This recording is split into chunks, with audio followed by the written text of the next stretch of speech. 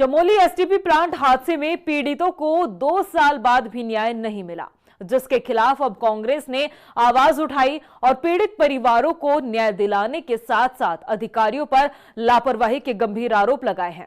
Report देखिए। 19 जुलाई 2023 Chamoli STP plant हादसा। 2 साल बीते, न्याय अभी भी नहीं मिला। 16 लोगों की मौत का कौन जिम्मेदार? परिजनों के साथ कांग्रेस ने भी उठाई आवाज। उत्तराखंड में करंट लगने से 2 साल पहले दर्दनाक हादसे में 16 लोगों की झुलसकर मौके पर ही मौत हो गई थी, मगर आज तक पीड़ित परिवार वालों को ना तो न्याय मिला और ना ही कोई मदद। अब उन पीड़ित परिजनों की आवाज उठाने का काम कांग्रेस ने किया। भले इस प्रदर्शन को राजनीतिक फायदे के तौर पर देखा जाए, मगर उन पीड़ित परिवार वालों के लिए आज कांग्रेस ने देहरादून में धरना प्रदर्शन कर सरकार से मामले में न्याय की मांग की है।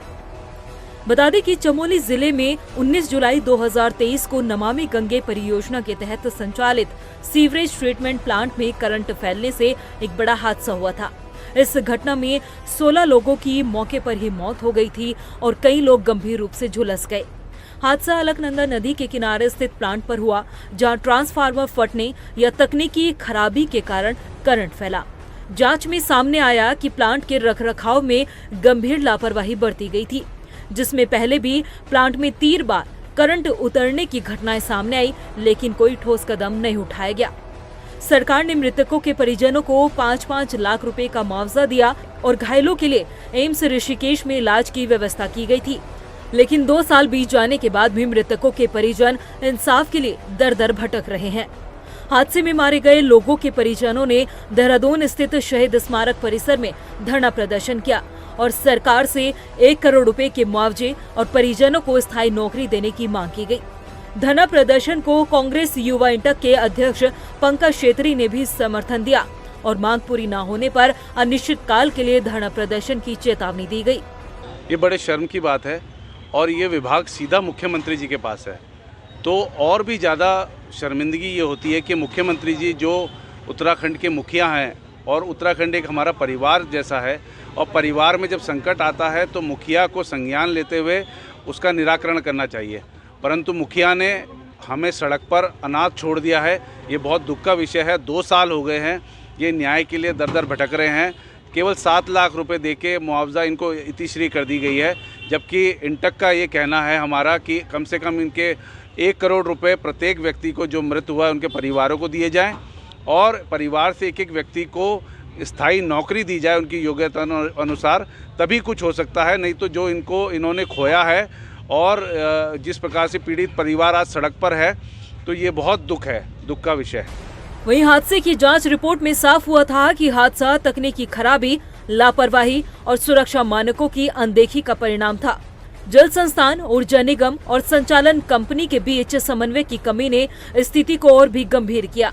हादसे के बाद सभी एसटीपी की थर्ड पार्टी जांच और सेफ्टी ऑडिट के निर्देश दिए गए ताकि भविष्य में इस तरह की घटना फिर से न हो, मगर आज तक उस जांच पर कोई एक्शन नहीं लिया गया। हालात ऐसे हुए कि पीड़ित परिजन इंसाफ के लिए सड़कों पर बैठे रहे। 2 साल में इंसाफ न मिलने पर चमोली से देहरादून आकर आज पीड़ित परिवार वालों को प्रदर्शन करना पड़ रहा है। सर, मेरे पिताजी वहाँ पे होमगार्ड विभाग में थे और वो रेस्क्यू में गए थे वहाँ पे, और ऑन ड्यूटी वो भी एक्सपायर हुए थे। लेकिन 2 साल से मैं अपने हक की लड़ाई लड़ रहा हूँ, अपने हक की नौकरी मांग रहा हूँ, लेकिन आज तक मुझे वो प्राप्त नहीं हुई है। हमारे अभी क्योंकि 2 वर्ष हो चुके हैं इस घटना को, लगातार हम डीएम के पास जाके, शासन के पास जाके भी कोई हमें परिणाम नहीं मिला है। सिर्फ झूठा आश्वासन दिया गया है कि आपका काम हो जाएगा, लेकिन अभी तक हम दर दर भटक रहे हैं, मांगे कर रहे हैं। 14 दिन का हमने अनशन गोपेश्वर में भी किया था, उसके उपरांत भी हमें कुछ भी हासिल नहीं हुआ है। इसके उपरांत आज यहाँ बैठे में। वहीं पूरे मामले पर बीजेपी का कहना है कि चमोली हादसा बेहद ही दुखद घटना थी, जिसका संज्ञान लेते हुए मुख्यमंत्री ने पीड़ित परिवार को मानक अनुसार मुआवजा भी दिया। ऐसे में अगर पीड़ित परिवार फिर से अपनी मांग को लेकर सामने आ रहे हैं तो इसका संज्ञान जरूर लिया जाएगा। देखिए, चमोली का ये जो हादसा था बहुत ही दुखद था और इसमें जो घटनाएं घटी हैं जिसमें काफी सारे हमारे लोगों की मृत्यु भी हुई है, उनकी जान भी गई है। बहुत ही दुखद ये घटना हुई है और माननीय मुख्यमंत्री जी ने अपनी घोषणा के अनुसार उनको जो मुआवजा मिलना चाहिए था वो दिया है, मानक के अनुरूप दिया गया है। लेकिन अगर कहीं और भी उनकी कुछ मांगे हैं तो इसमें सरकार संज्ञान लेगी और माननीय मुख्यमंत्री जी इन सारी चीजों को देखेंगे। जो भी सही होगा, जो बेहतर होगा, जो जनहित में होगा, जो हमारे उन लोगों के हित में होगा, क्योंकि पीड़ित परिवारों के साथ सरकार हमेशा खड़ी रही है। उन परिवारों को कोई चिंता करने की आवश्यकता नहीं है। मुझे लगता है कि इसमें एक बार फिर माननीय मुख्यमंत्री जी देखने का काम करेंगे। जो भी सही होगा, जो भी उचित होगा, उसको सरकार करने का काम करेगी। 2 साल बीत जाने के बाद आज भी चमोली हादसे के शिकार हुए पीड़ित परिवार अपनी मांगों को लेकर चमोली से देहरादून आकर धरना करने को मजबूर है। ऐसे में देखना ये होगा कि इन पीड़ित परिवारों की मांगों का संज्ञान लिया जाता है या नहीं, या सिर्फ ये एक सियासी मुद्दा बनकर रह जाएगा।